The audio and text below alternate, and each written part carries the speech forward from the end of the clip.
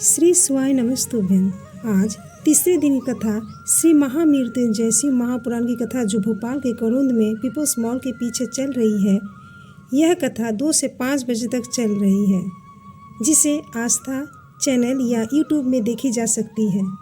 यदि किसी कारणवश आपने ये कथा न सुन पाए हो तो इस छोटी सी वीडियो में आपको कथा की जानकारी मिल जाएगी। जिस भी क्षेत्र या गली से निकलेंगे सबसे ज़्यादा जो मंदिर है वह भगवान शिव के हैं। गुरु जी ने कहा, भक्ति और मुक्ति ये 2 अलग अलग विषय हैं। जब हम भक्ति के मार्ग में चलते तो मुक्ति का मार्ग हमें अपने आप मिल जाता है।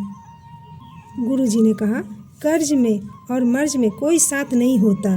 जब शरीर में रोग कष्ट होता तो कोई साथ देने वाला नहीं। उस समय आपने जो भगवान शिव की आराधना की, भगवान शिव मंत्र का जाप किया, भक्ति किया, वही साथ देता है।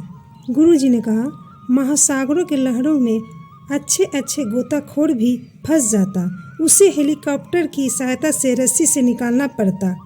उसी तरह संसार सागर आने के बाद अच्छे से अच्छे विद्वान भी फंस जाता, शंकर भगवान के भजन से पार निकल जाता। गुरु जी ने कहा, ऐसा कोई धर्म नहीं जिसमें शिव नहीं। लोग कहते हम मंदिर नहीं जाते। जिस धर्म के लोग कहते हम शंकर जी को नहीं मानते, जिस धर्म के लोग कहते हम मूर्ति पूजन नहीं करते, शिव महापुराण की कथा उनके पूर्वजों को उठाकर देख लेना। आज भी शंकर भगवान की पूजन करते और कल भी करते रहेंगे। शिव के बिना इनका मोक्ष नहीं। हेलमेट सीट बेल्ट लगाने से सरकार का कोई फायदा नहीं।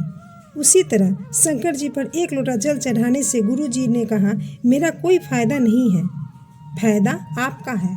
गुरु जी ने कहा, शंकर जी का गुणगान करने वाला, शंकर जी का भजन स्मरण करने वाला, शिव मंदिर में 1 लोटा जल चढ़ाने वाला, इनका कभी दिल मत दुखाना, क्योंकि इसका अगर आपने मन दुखाए तो इसका बदला जिसका दिल दुखाया वह नहीं लेता, स्वयं महादेव लेते हैं।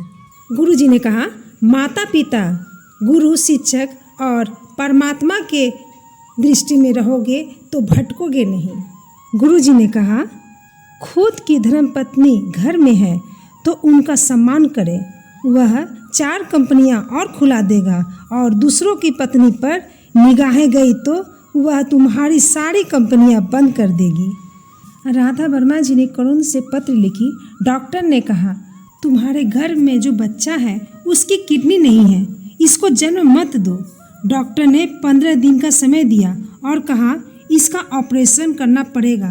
कई हॉस्पिटल में चेक कराए तो भी डॉक्टर ने यही कहा।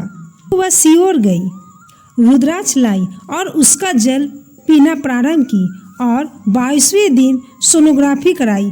डॉक्टर ने कहा बच्चे की दोनों किडनी वापस आ गई है। दूसरा पत्र सुनीता बैरागी जी पत्र लिखी।